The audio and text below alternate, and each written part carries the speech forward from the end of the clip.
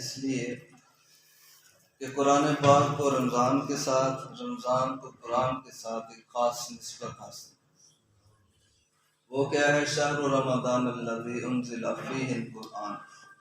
اللہ کریم فرمایا کہ ہم نے قرآن کو رمضان میں نازل کیا ہے، اور پھر مزید اس کی نسبت ایک خاص رات کے ساتھ رکھی گئی، لیلۃ القدر کے ساتھ۔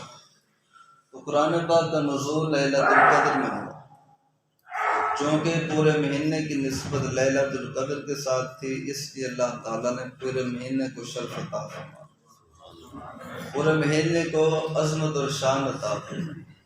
تو اس اعتبار سے رمضان کا تعلق خاص طور پر ہے قرآن کے ساتھ۔ نبی رحمت صلی اللہ علیہ وسلم فرماتے ہیں کہ عام مہینوں میں جبریل امین علیہ السلام میرے ساتھ قرآن کا دور کیا کرتے، لیکن ایک مرتبہ، لیکن جب رمضان آتا تو جبریل میرے ساتھ قرآن کا 2 مرتبہ دور کیا کرتے۔ دور کرنا کیا ہے کہ ایک دوسرے کو سنانا، جبریل حضور کو سناتے، حضور علیہ السلام جبریل امین علیہ السلام کو سناتے۔ رمضان میں کتنی مرتبہ؟ 2 مرتبہ۔ تو علماء کہتے ہیں کہ رمضان کے اندر قرآن کی تلاوت زیادہ کیا کر، شب و روز اپنا مشغلہ بنا لو کہ ہم نے بھئی کچھ نہ کچھ قرآن کے ساتھ اپنا ربط قائم کرنا ہے، تعلق قائم کرنا ہے، کیونکہ جو عظمت اور شان ملتی ہے اس کے بہت سے اسباب ہوتے ہیں۔ ہر فرد فضیلت چاہتا ہے، شان چاہتا ہے، بہت سے اسباب ہیں فضیلت حاصل کرنے کے، لیکن ان میں جو سب سے بڑا سبب ہے وہ علم ہے۔ علم فضیلت و شان پانے کا سب سے بڑا سبب ہے۔ اب سب سے بڑا صاحب علم اور صاحب شان کون ہے؟ بہت سے ماہرین علم اور ماہرین تعلیم بیٹھے ہوئے تھے، اس میں فزکس کا ماہر بیٹھا ہوا تھا، سائنس کا بیٹھا ہوا تھا، میتھ کا بیٹھا ہوا تھا۔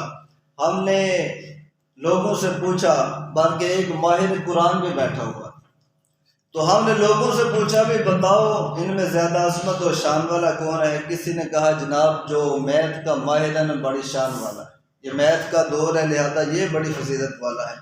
کسی نے فزکس کے ماہر کو کہا یہ بڑی شان والا ہے، کسی نے بایو کے ماہر سے کہا بھئی یہ بڑی شان والا ہے۔ ہم یہی سوال لے کر نبی پاک صلی اللہ علیہ وسلم کی بارگاہ میں چلے گئے، یا رسول اللہ صلی اللہ علیہ وسلم آپ کیا ارشاد فرماتے ہیں؟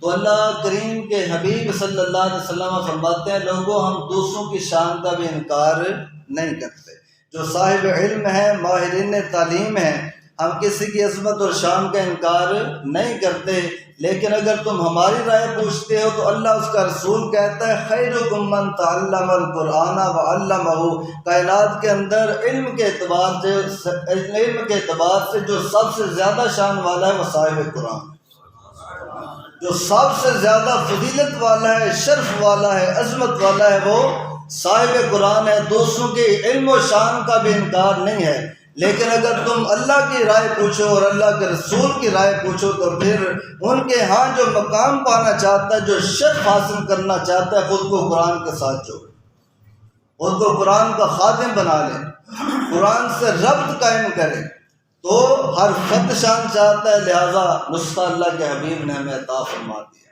تو رمضان کے اندر اس لیے میں نے دوسرے دن اس موضوع پر عرض کی ہے کہ پورا مہینہ ہمارے پاس پڑا ہوا ہے۔ ہم تھوڑا پیچھے چلے جائیں نا، جب میں چھوٹا تھا، آپ میں سے نوجوان چھوٹے تھے، تو اس دور میں عموماً ہم دیکھتے تھے کہ بھئی رمضان آتا تو گہما گہمی ہوتی مسجد کے اندر، نماز کے بعد بہت سے لوگ قرآن لے کر بیٹھ جاتے، جن کو پڑھنا آتا تھا وہ بھی بیٹھے ہوتے، جن کو نہیں آتا تھا وہ بھی بیٹھے ہوتے، وہ قرآن کی زیارت ہی کرتے رہتے۔ تو کوشش کریں وہ ماحول دوبارہ وہ ماحول بنانے کی کوشش کریں، نیت کریں کہ میں نے ایک قرآن جو پڑھ سکتے ہیں، ایک مرتبہ قرآن پاک کو ریوائز کرنا ہے، رمضان ایک مرتبہ اس کی دہرائی کرنی ہے، روزانہ کا 1 پارہ، 1.25 پارہ۔ بعض لوگوں نے ماشاءاللہ شروع کیا ہے، جنہوں نے نہیں شروع کیا وہ بھی کریں، روزانہ فجر کے بعد، ظہر کے بعد، عصر کے بعد جب ٹائم ملے قرآن پاک کو کھولیں، کچھ نہ کچھ اس کی تلاوت کریں۔ اس کا فائدہ یہ ہوگا کہ ایک تو ربط اور تعلق قرآن سے قائم ہوگا، دوسرا وہ اجر بھی نصیب ہوگا جو اللہ کے حبیب نے عطا کیا ہے۔ آقا فرماتے ہیں قرآن کا 1 حرف پڑھو تو 10 نیکیاں ملتی ہیں، رمضان میں قرآن کا 1 حرف پڑھیں گے اللہ 70 نیکیاں عطا فرمائے۔ 70 نیکیاں اللہ عطا کرے گا۔ اللہ کی بارگاہ میں عرض کرتے ہیں کہ اللہ تعالی ہمیں قرآن کے ساتھ اپنی نسبت قائم کرنے کی توفیق عطا فرمائے۔ آمین وما علیہ الا البلاغ۔